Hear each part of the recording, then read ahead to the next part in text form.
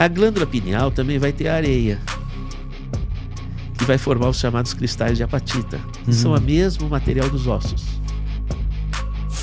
Então, o que acontece? Essa areia da pineal, esses cristais da pineal, eles não vão se alongar. Eles vão manter a forma esférica. E eles vão se conectar não com o campo geogravitacional, mas com os campos astrofísicos. Se você pensar que a vida, a nossa consciência após a morte do corpo continua nessa outra dimensão, nós retomaríamos o termos grego. Olha só.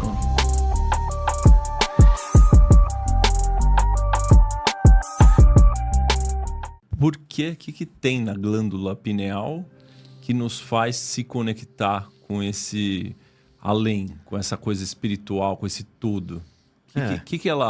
Como é que ela promove essa conexão? Pois é, essa é uma coisa que precisa ser pesquisada, né? Uhum. A gente precisa entender um pouquinho como é que é a relação do nosso corpo com a natureza, né? Você veja, quase 70% do corpo é água. Depois, outra parte, talvez 20%, chutando, é areia. Areia? A areia é o osso. O osso. Sim. Não é? Uhum. Porque nós viemos do mar, a gente chora o mar, né? As lágrimas são salgadas. Igual o mar. Caramba. E também o líquido amniótico, quando você nasce, você fica mergulhado num líquido que é salgado. Também, a água do mar. A gente traz a água e a areia do mar no nosso corpo. Não é? Do mesmo jeito que a lua influencia as marés, influencia também as nossas marés. Entende? É o mesmo princípio. Que lindo, hein? A natureza é linda, né? E então... Depois quase 70% é água, depois é areia, depois é bactérias, né? Essa areia, ela é muito sensível à força geogravitacional. É muito sensível. Então, quando essa areia vai formar os ossos, a força gravitacional da massa planetária puxa para baixo, né? Então, e a musculatura, que é uma representação da força de vida, puxa para cima. Tanto que a musculatura que te levanta é antigravitacional. Não é? Então você tem um alongamento da formação dos ossos. Tá. Por conta dos músculos. Porque os músculos puxam para cima e a terra puxa para baixo. E o carbonato de cálcio do osso, ele tem uma forte reação com a força gravitacional. Tá. Uma forte sensibilidade à força gravitacional por um efeito chamado efeito piezoelétrico. Não é? Se um astronauta vai para a Lua, não tendo a força gravitacional, ele começa a perder a massa óssea. Sim, já ouvi falar isso. Então, o que acontece? Os nossos ossos, eles são a sensibilidade do nosso corpo ao campo geogravitacional. Não é? A glândula pineal também vai ter areia, que vai formar os chamados cristais de apatita, que são o mesmo material dos ossos. Só que o cérebro e a pineal estão mergulhados no líquido cefalorraquidiano. E por o fato de estarem mergulhados no líquido, há uma grande diminuição do empuxo gravitacional. Não sofre, é como você na piscina, você não sofre o efeito gravitacional. O empuxo, né? Porque você não tem aquele empuxo gravitacional, porque o líquido, ele anula esse empuxo gravitacional. Certo. Como você na piscina, você boia ali, não é? Então, o que acontece? Essa areia da pineal, esses cristais da pineal, eles não vão se alongar. Eles vão manter a forma esférica. Entendi. Entendeu?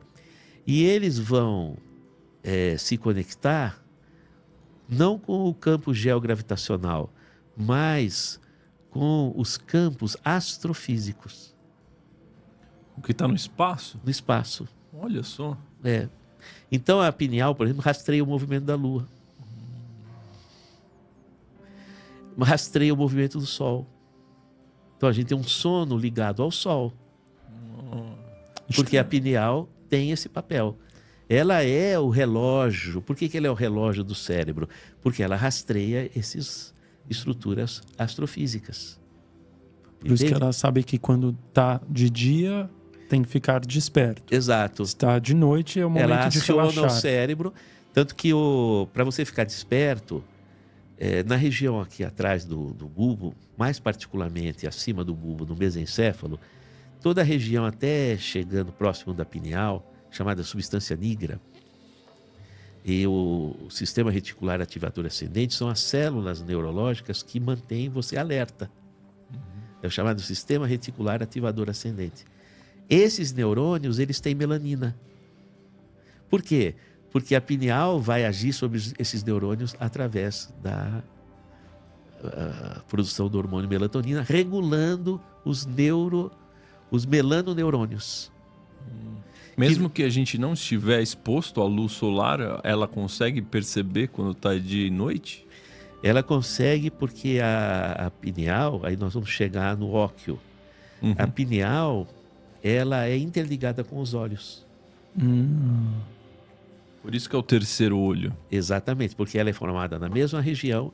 Muita gente tem até cisto de pineal, que era um olho frustro que ia se formar. Entendeu? Um erro embrionário. Onde ela está localizada olhando o rosto? Ela realmente está no meio, igual as pessoas falam? Entre os olhos, na indo para o meio do sobrancelha cérebro. Aqui? Tá. Indo para o meio do cérebro, como se fosse possível furar com o seu dedo, chegando no meio do cérebro. Exatamente ao centro de massa do cérebro. Bem no meio. Tá. Agora, nos animais de cabeça translúcida, como é, por exemplo, um camundongo, como é um lagarto, elas têm retina. Ah, é? É. Igual o olho. Igual o olho. Entendeu? Tem retina. Por quê? Porque a sensibilidade solar, ela... maior. Ela, vamos dizer assim, ela alcança a pineal de forma direta. Então a pineal vai usar a retina para captar essa luz, que é uma luz que não vai para formar imagem, mas vai para regular o tempo, o ritmo, para acompanhar o ciclo do tempo astrofísico, para trazer esse ritmo do tempo que é trazido pelas estruturas astrofísicas para o nosso corpo. Entendeu? Tá. Entendi, mas no caso dos animais de cabeça translúcida, eles têm uma visão de tempo... Tem uma relação direta. Direta. É. A nossa pineal, como ela está em território que não chega não à luz. acessível à luz, o acesso é pelos olhos. Então você tem uma ligação entre os olhos e a pineal. Caramba. Que é o trato... na verdade... É de fato uma ligação? É uma ligação. É o trato retino-hipotalâmico. Do hipotálamo, que fica próximo do céu da boca, no cérebro. Ele vai para o gânglio cervical superior, que é o gânglio estrelado no pescoço, onde o vampiro morde. Olha só. Né? E por trás, pelo nervo do conário, ele chega na pineal. E aí, a partir desse maquinário de redes neurais, a partir disso é que a pineal recebe as informações.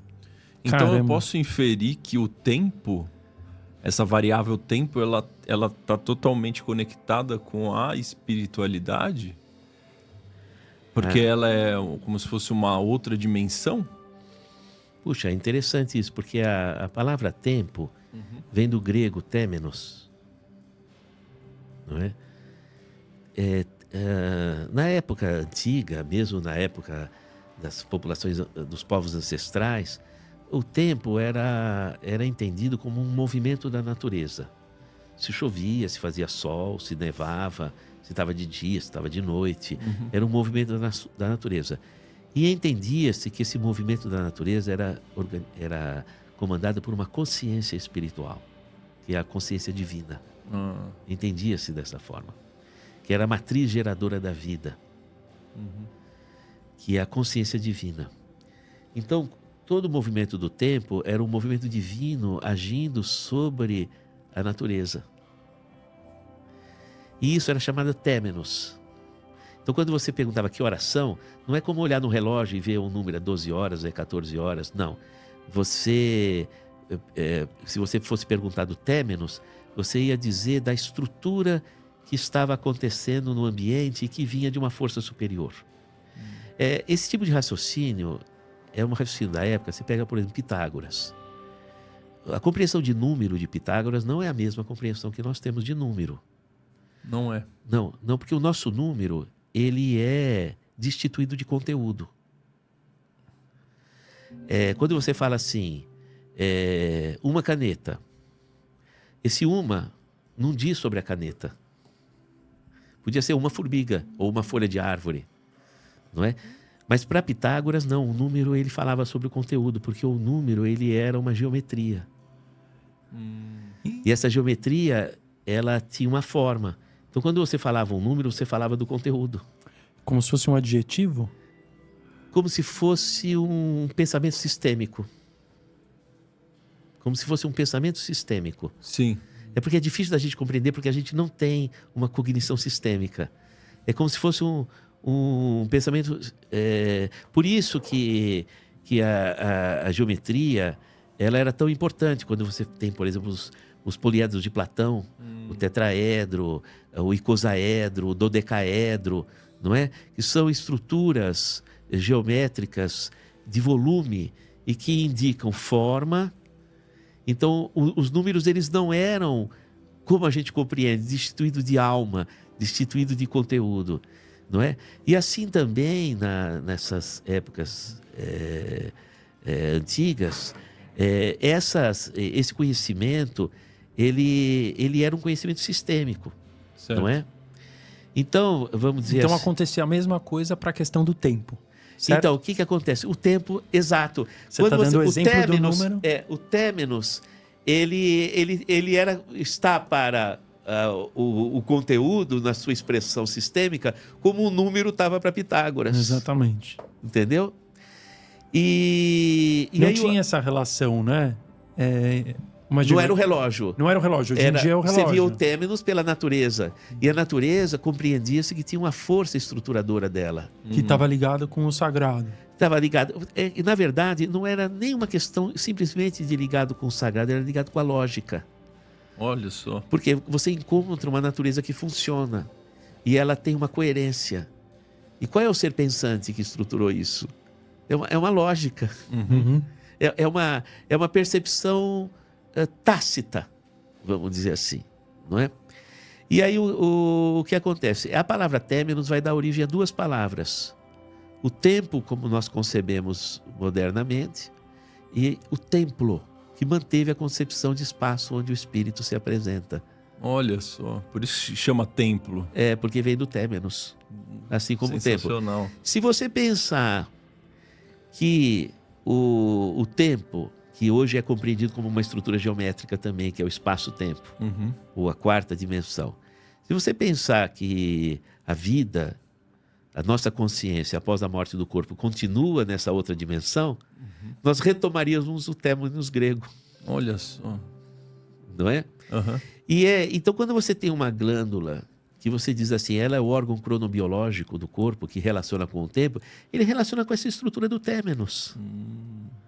Entende? E se você conceber que esse têmenos, ele traz a representação holográfica do contínuo da vida após a morte do corpo biológico, ou que a vida se sustenta a partir de forças que estão presentes, forças conscienciais que estão presentes nessas outras dimensões, então a gente poderia dizer que a glândula que é responsável pelo tempo, têmenos, voltamos à concepção do têmenos grego.